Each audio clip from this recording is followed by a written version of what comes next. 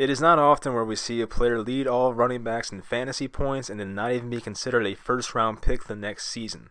And no, he's not being suspended or on a new team, but in fact dealing with an arthritic knee issue.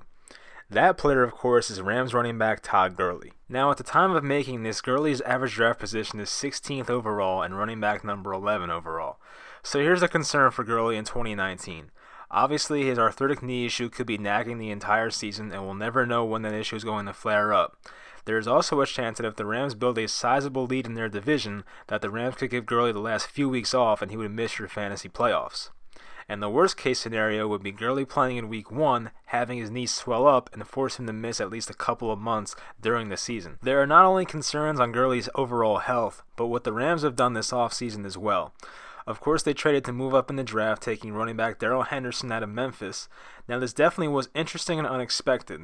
The Rams do have a 24-year-old former first-round running back, and here they are trading up for a guy who used to be a workhorse running back in college.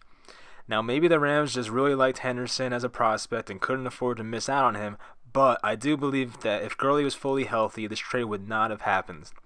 The Rams also made another attempt to keep a running back when they matched the Lions' offer sheet for running back Malcolm Brown. The Rams easily could have let Brown walk, but they felt the need to match the 2-year, $3.25 million deal from the Lions, which is also concerning. Now, once again, maybe this move just means the Rams consider $3.25 million as pocket change.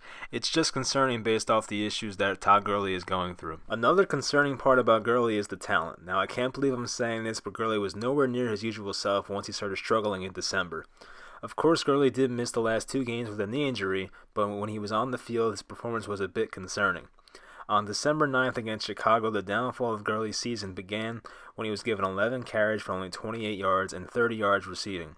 That continued into the playoffs when the Rams sided with C.J. Anderson more than Gurley. In their first playoff game against Dallas, Gurley did put up good numbers but wasn't given the workload that Anderson was given. Now, the NFC Championship and Super Bowl were performances that Gurley wants to forget about. It's obviously hard to blame him based off his known injury and limited usage, but from what we're accustomed to seeing from Gurley, these performances were underwhelming. Against the Saints, he went 4 for 10 on the ground and 1 catch, but luckily found the end zone. In the Super Bowl, he followed it up with 10 carries for 35 yards and 1 catch. Now, this is concerning because in his biggest games of the year, Sean McVay basically showed us he's okay rotating his running backs. If you're going to spend a second-round pick on Gurley, I'm pretty sure you don't want him splitting 50-50 with somebody else. Another concern for Gurley is his contract. Now, usually a big contract for a player is reassuring, but in this case it could be looked at as a negative aspect. My thinking is the last thing the Rams want for Gurley is to spend time on his big contract missing games.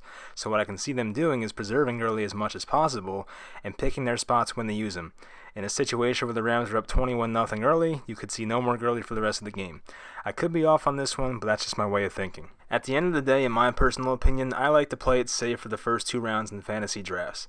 I used to take risks early, but thanks to Monte Ball, I no longer do that. Anyway, if I can get Gurley in the 3rd round, I'd be more compelled to pull the trigger. But honestly, this is a situation I'm trying to avoid this season.